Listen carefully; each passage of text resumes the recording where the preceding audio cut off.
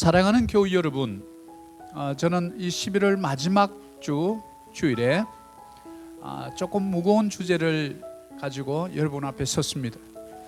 어쩌면 이런 말씀은 참 많이 듣기도 하고 많이 익숙하기도 한 제목이라 좀 쉽게 생각할 수 있는데, 저는 이 말씀의 주제를 놓고 기도하면서 과연 내가 이 설교할 수 있을까 좀 고민이 솔직히 좀 됐습니다. 왜냐하면 제가 좀 거듭나기 전에 입이 좀 험했기 때문에 그렇습니다. 그래서 내 입술을 지켜주셔서 이런 말씀이 성경에 있다는 걸 보고 제가 깜짝 놀랐습니다.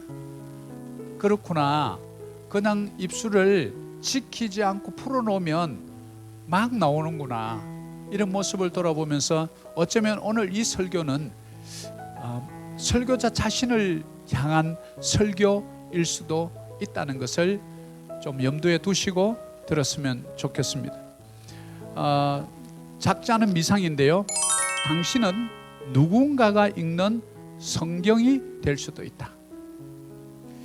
여러분의 모습 속에 어떤 누군가가 읽는 성경이 바로 저와 여러분일 수 있다. 그리고 두 번째, 빌리 그레엄 목사님 돌아가셨죠? 전도자인데, 그리스도인들은 반짝이는 다이아몬드처럼 눈에 확 띄어야 한다. 자, 어떻게 눈에 확 띌까요? 생긴 모습도 비슷비슷하고, 그런데 확 띄는 게 뭘까요? 바로 저와 여러분의 입술의 말입니다. 그래서 우리는 말을 들어보면 그분이 어떤 분인가를 좀 알 수 있습니다. 그래서 미국의 아브라함 링컨 대통령은 이렇게 말합니다. 우리 인생의 나이가 40이 되면 자기 얼굴에 책임을 져야 한다, 이런 말을 했습니다. 자, 그럼 자기 얼굴에 책임을 진다, 이 말이 무슨 말일까요? 물론 외적인 얼굴의 모습일 수 있겠죠. 좀 얼굴이 온화하고 평온하고 기쁨이 있고 남에게 좀 따스하게 보이는 얼굴도 있지만, 그러나 이 말에 좀 더 깊이 들어가 보면 어떤 얼굴의 외형적인 눈에 보이는 모습이 아니라 그렇게 얼굴이 밝도록 만들어진 어떤 내면의 아름다움이 있을 것이다 라는 데 우리는 초점을 두고 봐야 한다는 것이죠. 바로 이 말씀을 정확하게 표현해 준 것이 바로 시편 141편 3절, 오늘 우리가 주제 말씀으로 삼은 이 말씀입니다.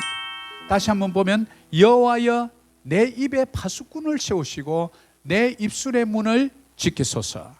내 입에 파수꾼을 세워달라. 영어로 이렇게 킹 제임스 버전을 찾아보니까 가드라고 이렇게 돼 있어요. 가드. 우리 필리핀에 사니까 가드가 너무 익숙해요. 콘도 들어가면 가드 있죠. 은행에 들어가면 가드 있죠. 어디에든 들어가면 이렇게 가드가 있어요. 주차장에 가도 그렇고. 뭡니까? 보초를 서다, 시키다, 이런 뜻을 갖고 있죠. 그러면 내 입에 파수꾼을 세운다, 이 말은 내 입에 쉽게 얘기해서 가드를 세워놓으라. 그리고 내 입술의 문을 지켜달라. 문이라는 표현을 했어요. door라는 표현을 했어요. door. 문은 열고 닫는다는 뜻이 있죠. 열면 들어가고 닫으면 못 들어가는. 그래서 이 말을 문처럼 내가 열 수도 있고 닫을 수도 있다. 그런데 이게 잘 안 되니까 도움이 필요하다는 것을 우리는 알 수 있어요. 어떻게 알 수 있습니까? 내 입술에 파수꾼을 세워달라고 하나님 앞에 간구하는 모습을 볼 수 있습니다. 자기 마음대로 다 된다면 하나님 앞에 구할 게 뭐 있겠습니까? 그냥 자기가 하면 되지. 우리는 이 대목에서 우리의 입술을 지켜줄 파수꾼이 필요하다는 사실을 먼저 인식해야 하고, 그 사실을 인식한 자는 하나님 앞에 이것을 구해야 된다는 사실을 알게 됩니다. 여러분의 얼굴을 이렇게 보면 이렇게 대략 모습이 보이는데, 좀 더 자세하게 여러분의 삶을 조금 조명해 보려면 여러분하고 대화를 한 5분에서 10분 해보면 좀 알 수가 있습니다. 왜냐하면 유일하게 우리 인간에게만 하나님께서 언어를 허락해 주셨다는 사실이에요. 그래서 언어는 우리의 정체성입니다. 우리 언어를 통해서 여러분의 마음이 드러나기 때문에 그렇습니다. 그래서 어떤 분의 말을 들어보면 살리는 말이 있어요. 아무것도 내한테 뭐 커피 한 잔 안 사주셨는데 그분 만나면 기분이 좋아요. 가만히 생각해 보니까 그분이 하는 말 때문에 그렇다는 사실을 우리는 알게 돼요. 그런데 뭐 내한테 빚진 것도 없는데 만나면 좀 불편한 분이 솔직히 있더라고요. 저도 이렇게 보니까. 근데 왜 그런가 봤더니 그분이 뭐 생긴 게 좀 뭐 해모스럽게 뭐 이래서 그런 게 아니고 그분이 입에서 나오는 말 때문에 좀 그분 한두 번 만나면 다음에는 안 만나고 싶다 이런 마음이 든다는 거죠. 왜 그래요? 우리의 육신이 건강하려면 깨끗한 물, 건강한 음식을 먹어야 된다고 그랬죠. 그 우리 영이 살찌고 강건해지려면 하나님의 살아있는 영의 말씀을 먹어야 되는데, 자 그러면 우리가 살아가는 이 세상에서 내 혼이 강건하게 살아가려면 건강한 말을 먹어야 된다는 사실을 알 수 있습니다. 그래서 건강한 책도 양서라 해서 아주 영양이 되고 우리에게 도움이 되는 양서를 읽어야지 좀 폭력적이고 이상한 추리소설 이런 거 너무 많이 읽으면 이상한 소설을 쓰게 되는 거예요. 왜? 건강한 자아상이 망가지기 때문에 그래요. 음악도 마찬가지입니다. 여러분 늘 뭐 인생이 절망적이다, 내 마음 나도 잘 모르겠다, 뭐 내일이 어두컴컴하다, 뭐 절망적인 노래 많이 부르는 분들은 다 요절하셨다는 사실 다 아시지요. 자 여기서 우리는 중요한 진리 하나를 깨닫습니다. 우리 인간의 말 속에 살리는 말이 있고 죽이는 말이 있다는 사실입니다. 생명의 말이 있고 사망의 말이 있다는 것을 우리는 알 수 있습니다. 밝은 말이 있고 어두운 말이 있다는 것입니다. 또 소망의 말이 있고 절망의 말이 있습니다. 그래서 우리 선조들은 이 언어의 중요성을, 비록 우리 선조들이 살던 그 당시에 불과 130년 전만 하더라도 기독교가 들어오기 전이니까 이런 사실을 몰랐는데도 생활의 지혜를 통해서 그것을 알았는데, 뭐냐면 말 한마디에 천냥빚을 갚는다. 말 한마디의 위력을 이렇게 깔끔하게 표현해 놓은 이런 좋은 명언이 있을까요? 그래서 제가 또 다른 15가지 말의 힘을 제가 좀 찾아봤습니다. 잘 한번 들어보시고 내가 이 15가지 말 중에서 어떤 말을 내가 요즘 자주 쓰나 한번 돌아보셔서 오늘 그렇지 않다 그러면 저와 함께 하나님 이 시간 성령의 충만함으로 내 입술에 파수꾼 세워주시고 성령의 능력으로 내 입술이 거듭나게 해주소서라고 기도하시면 참 좋을 것 같습니다. 자, 우리가 화를 가라앉히는 말, 미안합니다. 겸손한 인격의 말, 고맙습니다. 상대의 어깨를 어석하게 해주는 말, 참 잘하셨습니다. 화해와 평화를 부르는 말, 제가 미숙해서 잘못했습니다. 상대의 존재감을 키워주는 말, 당신이 알고 보니까 최고입니다. 상대방의 기분을 업시켜주는 말, 와우, 오늘 너무 멋지십니다. 보다 나은 결과를 도출하는 방법, 상대에게 당신 생각은 어떠십니까? 든든한 위로의 말, 내가 뭐 도와드릴 거 없을까요? 상대방의 자존감을 올려주는 말, 아니 어떻게 그런 생각을 하셨어요? 또 이 말을 잘해야지 나쁜 쪽으로, 야 어째 그렇게 악한 생각을 이랬어, 이렇게 하면 안 돼요. 이렇게 좋게. 그 다음에 열정을 샘솟게 하는 말, 아이고 나이는 숫자에 불과해요, 늦지 않습니다, 잘할 수 있습니다, 해보세요. 상대의 능력을 200% 업시키는 말, 당신을 믿습니다. 큰 힘이 되는 말, 당신을 위해서 기도하겠습니다. 돈 들이지 않고 호감을 사는 말, 당신과 함께하면 왠지 기분이 참 좋은 것 같습니다. 우리 자녀들의 앞날을 빛나게 하는 말, 나는 네가 너무 자랑스러워. 특별한 사람을 만드는 법, 당신은 역시 하나님의 최고의 글작품이에요. 자, 제가 15가지 말 드렸는데 옆에 분 보지 말고 내가 요즘 이 15가지 말 중에 좀 많이 쓴다, 내가 한 최소한 15가지 중에 5가지 정도 쓴다 하면 손 들어보세요. 한 10가지 정도는 쓰는 것 같다. 하나도 잘 안 쓰는 것 같아. 자, 이게 이제 뭐 보여주려고 그런 건 아니고요. 나의 현주소를 알아야 어떻게 고칠 것인지가 나오잖아요. 사실 이런 말이 그래도 교회 다니시는 분들은 잘 하는 편이에요. 그런데 하나님을 알지 못하고 하는 분들 입에 80%는 욕이에요. 욕은 사탄의 언어입니다. 죽이는 말입니다. 어두운 말이에요. 정을망의 말이에요. 사망의 말입니다. 그래서 그런 말을 자꾸 들으면 그 아이가 그렇게 변하는 거예요. 그래서 우리는 굉장히 주의해야 합니다. 그래서 내 입에 파수꾼을 세우시고 입술의 문을 지켜주소서. 믿음의 사람들이 영성이 좀 이렇게 없어서 이런 기도했겠어요? 우리와 똑같은 인간의 성정을 지녔기에 연약함을 알기에 이런 기도하는 것입니다. 자, 그래서 바로 이 말과 관련돼서 이과 관련된 해악, 즉 해로운 것들 몇 가지를 먼저 제가 보려고 합니다. 오늘은 네 가지를 좀 알아보려고 합니다. 첫 번째, 시편 140편 3절인데요. 바로 이렇게 말합니다. 같이 한번 읽습니다. 뱀같이 그 혀를 날카롭게 하니 그 입술 아래에는 독사의 독이 있나이다. 자, 첫 번째는 이 입술의 해악 중에 첫 번째 죽이는 독. 여기서 보니까 sharpen their tongues like a serpent. 여기에 보면 adder's poison 이렇게 돼 있는데요. 이 원어의 뜻은요, 살모사의 독이라 이런 뜻. 살모사의 독은요 10초 안에 바로 죽습니다. 그 독을 안 빼내면. 그러니까 뱀같이 혀를 날카롭게 하니 그 입술 아래 독사의 독이 있다. 뭐죠? 죽인다는 거예요. 독이 있으니까. 여러분, 죽이는 말을 하기 시작하면 여러분의 아내를 죽이고 남편을 죽이고 자녀를 죽이는 방법 많습니다. 무슨 뭐 몸에 해로운 거 주어서 죽는 게 아니고요. 매일매일에서 반복해서 들려주는 그 말 한마디가 우리 자녀를 죽이고 우리 남편을 죽이고 우리 아내를 죽이고 우리 가족 구성원 전체의 미래와 소망을 죽인다는 사실을 우리는 오늘 꼭 깨닫는 지혜가 하나님으로부터 부어주시기를 축복합니다. 그래서 우리가 인생 살다 보면 별말을 다 듣습니다. 어떤 분들 이렇게 보면 막 말 들어보면 막 독이 가득한 말이 막 나옵니다.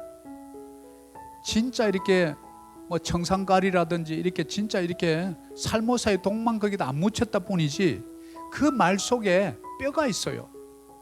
우리 그렇게 하잖아요. 야, 말 속에 뼈가 있네.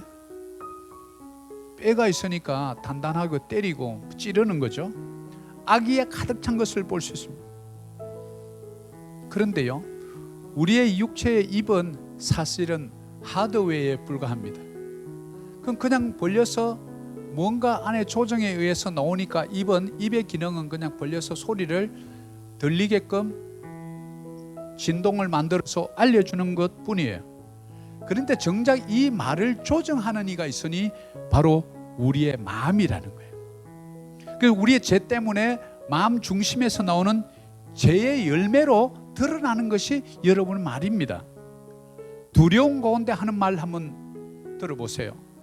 외로움 가운데 하는 말, 수치 가운데 하는 말, 뭔가 내가 수용받지 못하고 나를 왕따시키고 배척하고 나를 따로 받아들이지 않을 때 여러분 마음속에 어떤 마음이 나옵니까?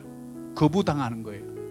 사랑받지 못하고 미움받을 때 입술에서 어떤 말이 나옵니까? 좋은 말 나옵니까? 절대로 안 나옵니다. 왜요?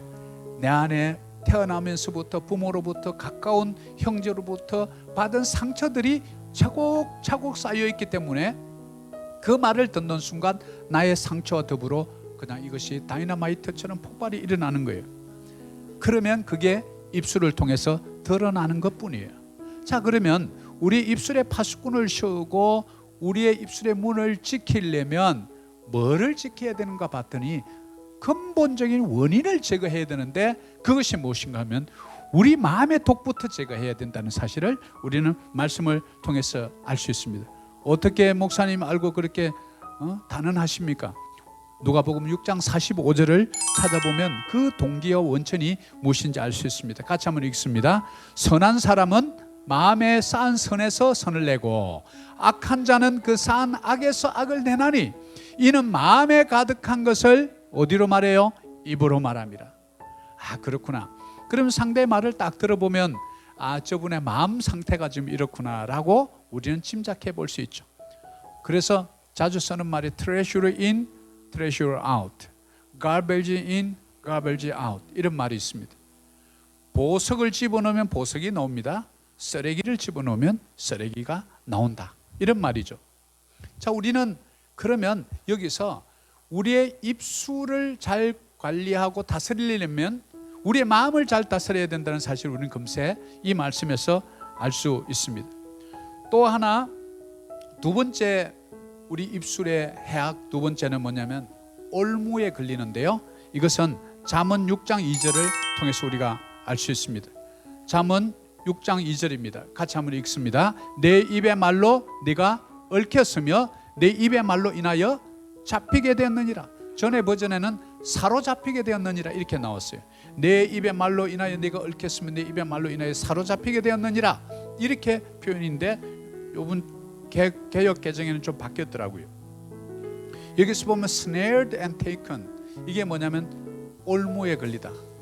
우리 시골에서 이렇게 토끼나 고라니 잡으려고 골을 넣는데 아주 강철된 이 철사를 딱 해가지고 나무에 해가지고 큰 나무에 묶어요. 그래갖고 올무를 딱 놓는 거예요. 자주 다니는 길하고 짐승의 이제 오물 이런 걸 보고서 그 길에다 해놓거든요. 그럼 며칠 있다가 보면 이제 짐승이 잡히기도 하고 아니면 다른 길로 도망가기도 하는데 그 올무에 딱 걸리게 하는 게 뭐라고요? 여러분의 언어. 내 입의 말로 네가 묻겠대. 내 입의 말로 인해 네가 사로잡혔대. 사로잡히는 게 뭡니까? 중독이에요. 그래서 언어도 연습을 해야 된다는 사실을 우리는 알 수 있어요. 제가 옛날에 대법원에서 법률 이렇게 소송 통역을 제가 좀 할 때 이 하나 배운 영어 단어 중에 perjury라는 단어를 하나 배웠는데요. 이 perjury라는 단어는 위정이라는 단어입니다. 위정. 그래서 통역관도 그 앞에 서서 법관 앞에서 선서를 합니다. oath taking을 이렇게 하는데 절대로 그걸 다르게 하거나 이렇게 하는 것을 이제 안 한다고 선서를 해요. 그리고 이제 피고인도 앞에 서서 위정을 하지 않겠다는 선서를 반드시 하더라고요. 이 퍼주리라는 이거는 굉장히 무서운 죄가 된다는 사실을 제가 알았습니다. 우리가 살다 보면 말 때문에 말꼬리 잡혀가지고 고생하는 경우가 종종 있지 않습니까? 나는 그런 의도가 아니었는데 상대가 해석을 잘못해가지고 그것을 우리는 오해라고 하죠. 그러니까 내 말 한마디가 상대를 꽉 묶어버린 거예요. 이렇게 저와 여러분의 언어에는 능력이 있다는 사실이에요. 저와 여러분이 복음을 전하면 죽었던 생명이 돌아오는 생명의 역사가 쓰여지기도 하지만 여러분이 말 한마디 뱉은 것 때문에 그 인생이 망가지는 경우가 이 재수 없는 놈, 내 놈이 태어나가지고 우리 집안이 망했다고, 너만 안 태어났으면 우리 집이 이렇게 안 됐다고, 이 세상에 너는 태어나지 말았어야 될 존재라고, 나가서 죽으라고. 옛날 우리 무식한 부모님들이 그렇게 해서 우리 어머니 세대를 많이 말로써 죽였어요. 그래서 나는 삶에 의미가 없고 가치가 없는 인생이라고 자살하는 인생들 다 들어보세요. 어릴 때 어느 생활이 그 가정에 아버지 어머니로부터 들었던 말이 위로의 말, 사랑의 말, 격려의 말, 잘한다고 하는 칭찬의 말 들었는지 한번 들어봐요. 흉악범들 왜 그렇게 됐을까요? 그 부모님들 밑에서 아주 그냥 학교에서 선생님으로부터, 부모님으로부터, 친구로부터 왕따 당하고 미움과 분노를 차곡차곡 쌓았다가 어느 순간 그 미움이 분노로 변하고 그 분노는 행동으로 옮기니까 살인으로 된 거예요. 여러분이 가지고 있는 가장 무서운 무기 중에 하나는 여러분의 입술입니다. 이 입술은 살리기도 하고 죽이기도 하는데 어떻게 사용하실 것인가 여러분이 결단해야 됩니다. 살리는 생명의 말로 쓸 것인가, 남을 죽이고 올가매는 포로로 만들어버리는 그런 입술을 쓸 것인가. 우리는 오늘 이 시간 결단했으면 좋겠습니다. 말을 잘못하면 그렇게 한 사람의, 듣는 사람의 가슴에 못을 박아 놓는 거예요. 그 못은 빠지지 않는 못이에요. 평생 트라우마로 살아갑니다. 오직 우리 속에 있는 그 트라우마, 그 못 빼줄 수 있는 분은 우리를 만드신 예수 그리스도의 보혈인 줄 믿습니다. 그분은 우리를 치유해 줄 수 있습니다. 왜냐하면 우리를 만드신 창조주이시기 때문에 그렇습니다. 그래서 그분은 그것을 표현하기 위해서 다양한 표현으로 우리에게 말합니다. 나는 너 머리카락까지 다 샌다. 오늘 몇 개 빠졌는지도 알아. 응? 너 장기 내가 만들었다. 너 엄마 태어 있을 때. 너 육신의 부모 너를 낳아준 부모는 너를 버릴지라도 나 여호와는 결단코 너를 버리지 않겠다. 이렇게 수없이 얘기해 주는 거예요. 왜요? 우리를 너무나 잘 알고 있으니까. 사랑하는 여러분, 우리 입술에 자신하지 마세요. 그래서 저도 오늘 이 설교를 하면서 두려운 거예요. 목사 당신이나 잘하시오. 이런 말을 한마디 하면 제가 그냥 설교를 어떻게 하겠습니까? 다행히 저 아내가 그 말은 안 해가지고 지금 오늘 쓴 거지. 우리의 입술을 점검해 봐야 합니다. 남을 올무로 묶어버리기 때문에 그렇습니다. 세 번째입니다. 세 번째 우리 입을 잘 조심해야 하는 이유가 욥기서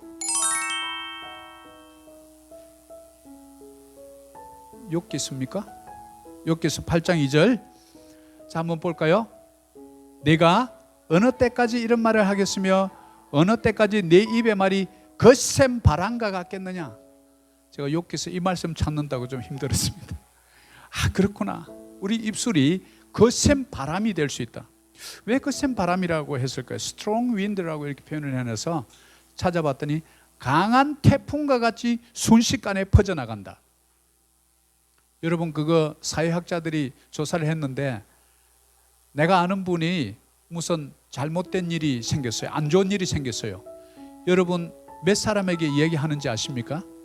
내 주위에 알고 있는 사람 10사람에게 좋지 않는 얘기는 빨리 해요. 소문이 그렇게 빨라요.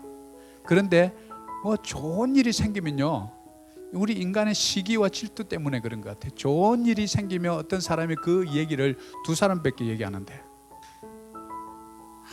우리 인간이 왜 이런지 모르겠어요. 좀 좋은 얘기를 10명에게 하고 나쁜 얘기를 2명한테 하면 얼마나 좋을 텐데. 그래서 거센 바람처럼 우리가 말을 잘못하면 이것이 바람처럼 그냥 휘감고 지나가는 거, 순식간에. 그래서 저는 개인적으로 뭐 책에 나오는 건 아닙니다. 소문은 다리가 4개다. 저는 그렇게 생각합니다. 왜냐면 우리 인간이 발이 2개잖아요. 발이 4개짜리를 따라잡으려면 인간이 좀 힘들어요. 4발 동물을 따라가기 쉽지 않거든요. 소문이 그만큼 우리 생각보다 빠르다는 거죠. 삽시간에 퍼져나갑니다. 그래서 이 소문의 쓰나미를 만나면 남아있는 게 없어요.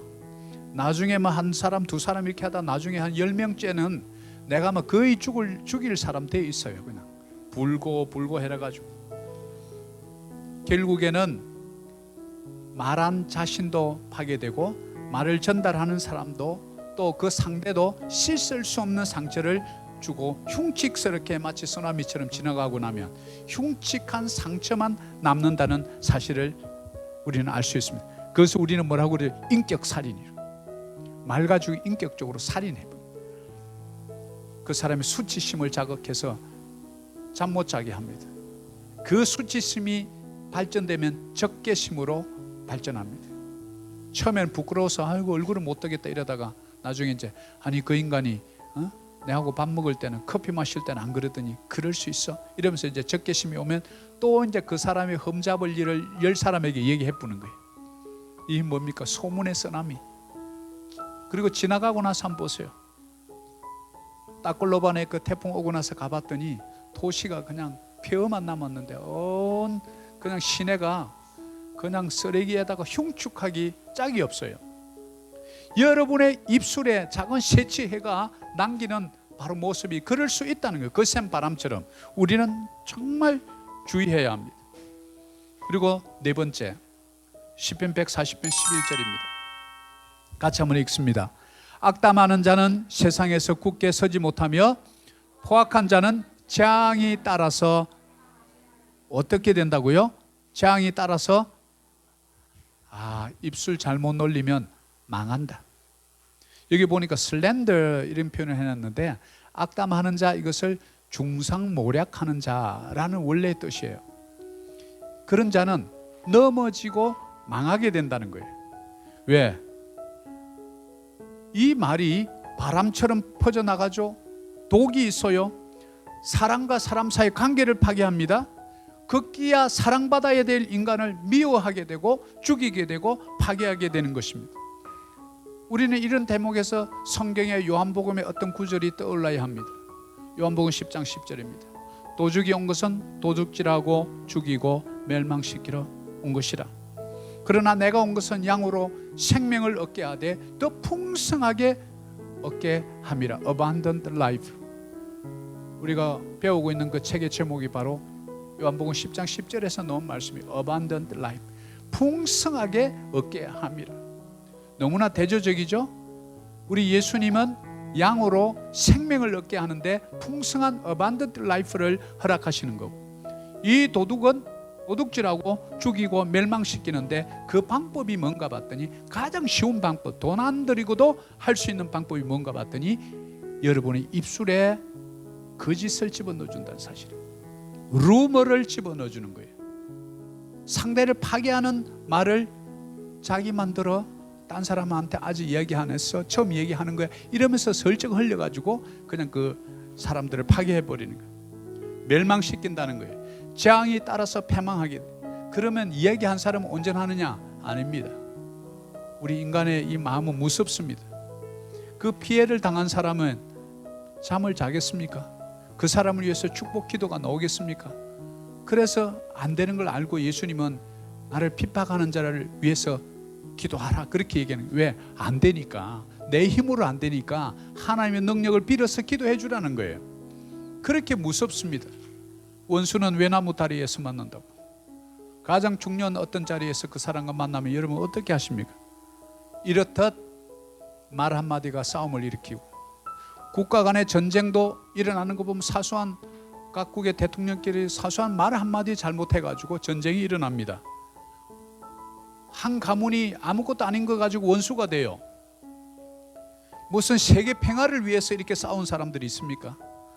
부부싸움 할 때 대한민국의 미래를 놓고 얘기하다가 뭐 부부싸움 한 분이 있습니까? 양말 제발 똘똘 말지 말고 좀 패서 좀 세탁기에 넣어줘, 이래갖고 싸움이 일어나는 거예요. 화장실 변기 좀 들고 놀 수 없어? 뭐 이런 거 가지고 싸움이 일어난다고요. 저 얘기입니다. 성경은 이렇듯 우리 입술에 높은 도덕을 요구한다는 사실을 우리는 여기서 깨달을 수 있습니다. 자, 그러면 오늘 마지막으로 이 네 가지 해악이 있는데 그럼 어떻게 해야 되는가? 이것이 우리에게는 어쩌면 더 중요한 말씀일 수 있습니다. 바로 호세아서 14장 2절이 중요한 진리를 오늘 가르쳐 줍니다. 그래서 오늘 이 네 가지 해악을 깨달으신 분들은 우리 입술에 독이 있다는 것, 그리고 거센 바람처럼 이게 쉽게 퍼져나간다는 것, 우리가 이 네 가지의 문제를 깨달았으면 이제 우리가 뭘 해야 되냐 봤더니 호세아 14장 2절 같이 한번 볼까요? 너는 말씀을 가지고 여호와께로 돌아와서 아래 길을 모든 불의를 제거하시고 선한 바를 받으소서. 우리가 수송아지를 대신하여 입술의 열매를 주게 드리리다. 아멘. 두 가지 중요한 처방전을 예수님이 우리에게 줍니다. 첫 번째는 말씀을 가지고 여호와께 돌아오랍니다. 그렇구나. 제가 여러분에게 12가지 축복의 말씀을 왜 이렇게 계속 강조할까요? 예배 때 무슨 그 교회는 무슨 번영신학을 가르치나, 목사가 예배 시간마다 그 12가지 축복의 말씀을 그렇게 외우라고 하던데 그 문제 있는 교회 아니야? 이렇게 말할 수 있죠. 우리가 한번 보세요. 말씀을 가지고 여호와께로 돌아오라. 여러분 심령 속에, 마음 속에 뭐를 자꾸 주입해 넣으라는 거예요. Treasury in, treasury out, garbage in, garbage out, the word of God in, word of God out. 깨끗하게 정리되나요? 자꾸 집어넣으면 여러분의 뇌는 반복해서 끄집어내서 사용하고 반복해서 2절만 하면 사용하고 하면 우리의 뇌는 그것을 우선순위로 두는 거예요. 주 기억 장치에 딱 넣어가지고 딱 하면 그냥 그 말씀을 쏙 뽑아내는 거예요. 우리의 무의식의 세계를 말씀으로 회개시키는 거예요. 거듭남이라고 우리는. 언어의 거듭남, 입술의 거듭남. 뭡니까? 뭘 가지고요? 말씀을 가지고 누구에게로? 여호와께로 돌아오는 그 기도입니다. 말씀을 가지고 기도하라는 거예요. 그러면 나도 모르게 그냥 수술을 하고 나서 마취해서 깨었는데 일어나면서 여호와는 목자시는 내가 부족함이 없으리다. 그가 나를 푸른 초장에 누이시면, 이렇게 여러분이 마취해서 깨어서 일어난다면, 야, 저분 진짜 장로님이네, 저분 진짜 집사님 맞았네. 근데 마취해서 깼는데 막 육두문자를 하면서 막 욕을 하면 그 주위에서 목사님하고 마취가 깨기를 기도하면서 이러고 있는데, 마취가 깨자마자 막 그냥 죽일 놈 살릴 놈 이렇게 하면 그분의 신앙이 바른 신앙일까요? 그 내면에 뭐가 가득 차 있다는 거예요. 분노가, 적개심이. 믿음보다는 내 눈으로 보았던 어떤 것들이 가득 차 있기 때문에 그것이 나오는 거죠. 그것을 우리는, 이 말씀이 우리가 알려주는 거예요. 그래서 뭡니까? 내 생각 속에 하나님의 말씀을 계속해서 집어넣어라. 우리 축복의 약속의 말씀 12가지를 석 달 동안, 90일 동안 계속 반복하라는 이유가 뭡니까? 어느 순간 그냥 설거지 하는데 그릇을 탁 떠뜨리는데 갑절의 은혜를 내게도 주셨으면, 이 정도는 나와야 되는 거지. 왜? 이제는 내 속사람이 변해간다는 거예요. 내 속사람이 거듭나고 있다는 거예요. 그리고 수송아지를 대신해서 입술의 열매를 드리겠다. 수송아지를 드리는 것은 구약의 제사법입니다. 그러면 구약의 제사는 뭡니까? 예배입니다.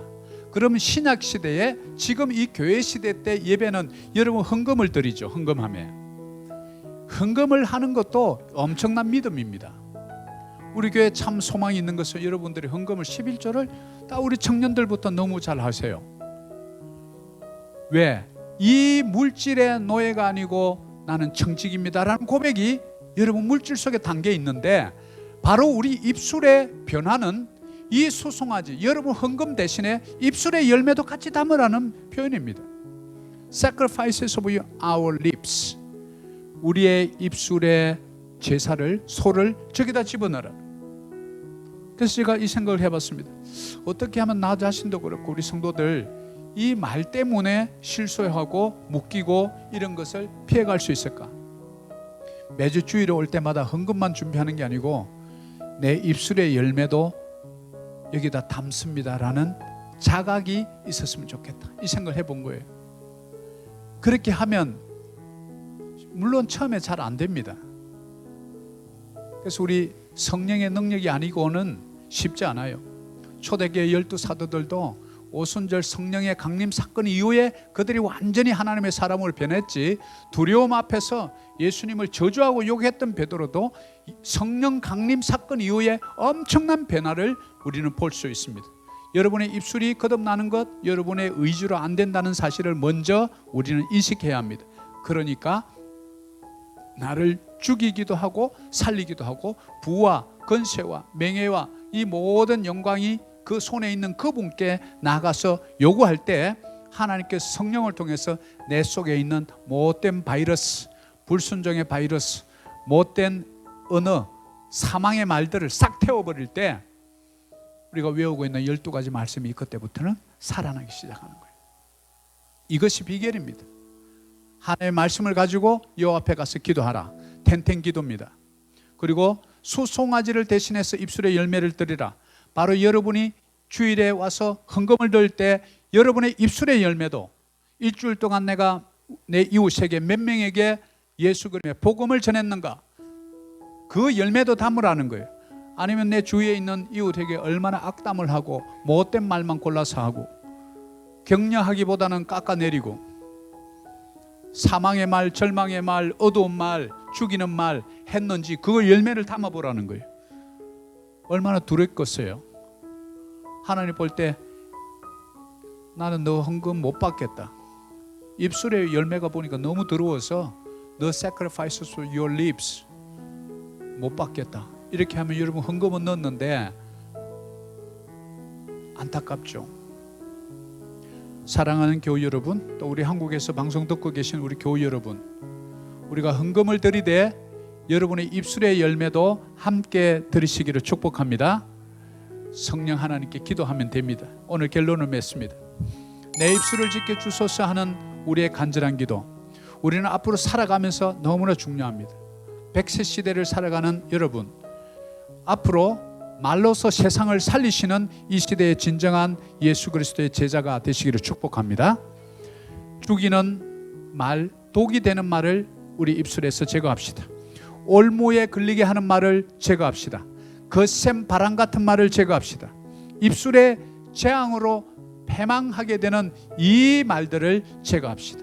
어떻게 할까요? 적용 1번, 입술의 열매를 주일에 헌금과 함께 올린다는 자세를 견지하라. 2번째, 하루하루 축복의 12가지 말씀이 내 생각이 되고 내 언어가 되고 삶이 되게 하라. 그리고 그 말씀에 담긴 복을 다 받게 하라. 우리가 지금 선포하는 말이죠. 다 이게 하나의 말씀은 심플하면서도 그 속에 능력이 있고 힘이 있습니다. 처음에는 이게 쉽지 않아요. 12가지를 외울 때. 그런데 반복을 한번 해보세요. 저도 어떤 때는 저 아내랑 하다 보면 오늘은 그냥 말 안 하고 조용히 했으면 좋겠다, 이 마음이 들어요. 제가 깨달은 게 하나 있습니다. 선포가 능력이라는 사실이에요. 그러니까 선포를 못하도록 그냥 눈만 이렇게 하도록 뭐 이렇게 하는데, 선포하는 것과 선포하지 않는 것은 하늘과 땅 차이라는 사실을 제가 이걸 해보면서 느낍니다. 왜? 선포의 능력이 있거든요. 왜요? 여러분이 이 말을 선포하는 순간 뭐가 선포된 거예요? 생명이 선포된 거예요. 사망 권세 잡은 자들이 여러분 문 앞에 딱 와서 그냥 기다리고 있다가 집 안에서 뭐가 선포돼요? 생명의 말이 자꾸 선포되는 거예요. 사망의 말이 언저리에 왔다가 한 길로 왔다 7길로 도망가는 거예요. 이게 바로 생명의 역사예요. 그래서 성경 말씀을 읽는 소리가 집에서 들려야 됩니다. 여러분 힘들면 찬양을 틀어놓으세요. 안 되면 12가지 말씀을 크게 한번 해보세요. 집안의 영적 분위기가 확 변합니다. 바로 말에 생명이 있기 때문에 그렇습니다. 태초에 하나님이 천지를 창조하시느라 어떻게 해요? 말로써. 빛이 있어라, 말로써 창조하고. 창조의 능력이 여러분 입술에 있는 줄 믿습니다. 그래서 창조의 말을 사용해 보세요. 생명의 말을 이렇게 12가지를 입으로 이렇게 중얼중얼 하지 마시고 외쳐보세요. 집안에 축복의 씨앗이 심기는 거예요. 여러분 축복의 12가지를 매일 심으니까 여기 가도 심고 저기 가도 심으니까 나중에 가을이 되고 풍성한 소출이 오는데, 봄에 그거 심어놓고 당장 목사님 뭐 해봤는데 아무것도 없대요. 아니 봄에 그 농부가 심어놓고 금세 그냥 파봅니까? 가을까지 기다려야지. 뿌려 놓으면 물도 주고 이렇게 거름도 주고 뜨거운 여름 태양도 지내야 되고, 그리고 나서 가을이 되면 나도 모르는 사이에 열매가 맺는 게 자연의 이치 아니겠어요? 말씀도 농부의 법칙처럼 뿌려 놓으면 하나님의 때가 있습니다. 카이로스. 여러분의 크로노스의 때가 아니라 하나님의 카이로스의 때가 있는데 기다리는 것, 여호와 앞에 잠잠히 참고 기다리라. 왜? 하나님이 자신이 있으니까 그런 거 아니에요. 참고 기다리는 자에게 반드시 입술의 열매를 아름답게 30배, 60배, 100배로 돌려줄 줄 믿습니다. 이 모든 아름다운 입술의 열매, 찬양의 열매, 축복의 열매, 생명의 열매를 거두는 우리 교회 우리 성도님 한 분 한 분 모두 되기를 축복합니다. 이것으로 예배를 마치고 우리 결단의 찬양을 좀 하려고 하는데요. 오늘 이제